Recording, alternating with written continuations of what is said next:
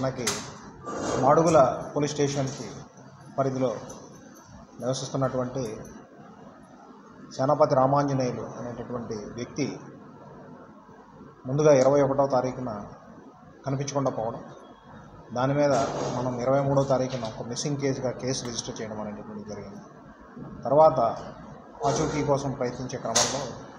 ఒక ముందుగా identity establish కానటువంటి ఒక వ్యక్తి యొక్క శవంగా యలమంచిలి రూరల్ పోలీస్ స్టేషన్ లిమిట్స్లో ఒక చెరువులో మనకి లభ్యం కావడం, దాని మీద మన తర్వాత ఐడెంటిటీ కూడా ఇమీడియట్గా ఎస్టాబ్లిష్ అవ్వడం, తర్వాత అది సేనాపతి రామాంజనేయులకు సంబంధించిందిగా గుర్తించబడిన తర్వాత బాడీ మీద ఉన్నటువంటి రక్త గాయాలు, అలాగే డాక్టర్ గారి ఒపీనియన్ మీద, పోస్ట్ మార్టం జరిపినటువంటి డాక్టర్ గారి ఒపీనియన్ మీద ఇది ఒక హత్యగా గుర్తించిన తర్వాత ఇమీడియట్గా మనం ఒక 5 టీమ్స్ని జిల్లా వ్యాప్తంగా ఉన్నటువంటి అప్పటికి ప్రాథమికంగా లభించినటువంటి ఆధారాల మీద ఒక 5 టీమ్స్ని ఫామ్ చేసి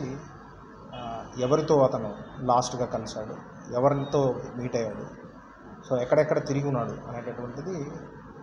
సాంకేతికమైనటువంటి ఆధారాలతో కూడా మనం దాని మీద త్వరగా ఇన్వెస్టిగేషన్ అనేటటువంటిది టీమ్స్ ద్వారా చేయించడం.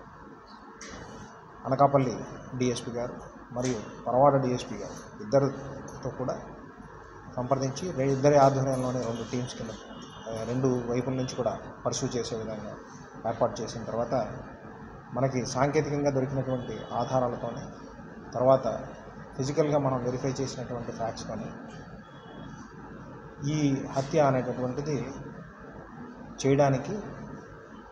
ఇతని యొక్క ప్రవర్తన ఏదైతే ఉందో ఆ ప్రవర్తనతో విసిగి, అంటే వలన అతని తండ్రిని, తల్లిని, తర్వాత సోదరుడిని కూడా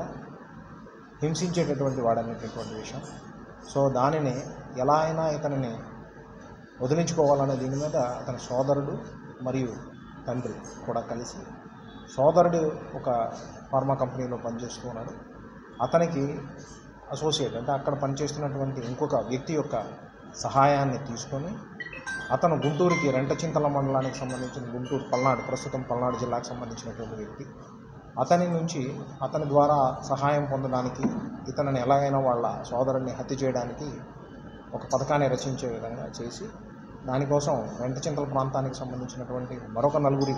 సహాయం తీసుకొని వాళ్ళని వాళ్ళ సోదరుని చంపేదానికి 8 లక్షల రూపాయల కోసం ఇచ్చే విధంగా అలాంటి పథకాన్ని రచించి దాన్ని ప్లాన్ చేసుకున్నారు. దానికి సంబంధించి ఇన్వెస్టిగేషన్లో ప్రాథమికమైనటువంటి ఆధారాలను బేస్ చేసుకొని మనం వెరిఫై చేసినప్పుడు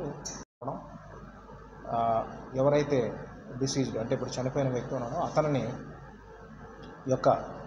మూమెంట్స్ ఎక్కడ, అతను ఫాస్ట్ ఫుడ్ సెంటర్ ఎక్కడ, ఇవన్నీ కూడా ముందుగానే రెక్కీ చేసుకొని వెళ్ళడం అనేటటువంటి విషయాలు వెలుగులోకి వచ్చాయి. తర్వాత సబ్సిక్వెంట్గా నెక్స్ట్ డే అతని ఫాస్ట్ ఫుడ్ సెంటర్కి చేరి వ్యక్తితో మద్యం కూడా తాగిపిచ్చి అతనితో కొంచెం సన్నిహితంగా మెలిగి తిరిగి కారులో తీసుకుని వెళ్ళే క్రమంలో అతనిని ఒక కత్తితో పదునైనటువంటి కత్తితో హత్య చేసి అక్కడి నుంచి ఆ బాడీని ఏదైతే అతని శరీరం ఉందో దానిని యలమంచిలి రూరల్ లిమిట్స్లో డిస్పోజ్ ఆఫ్ చేసి తిరిగి వాళ్ళు వెళ్ళిపోయినటువంటి విధంగా వీళ్ళు ఈ పథకాన్ని రచించి దాన్ని చేశారు.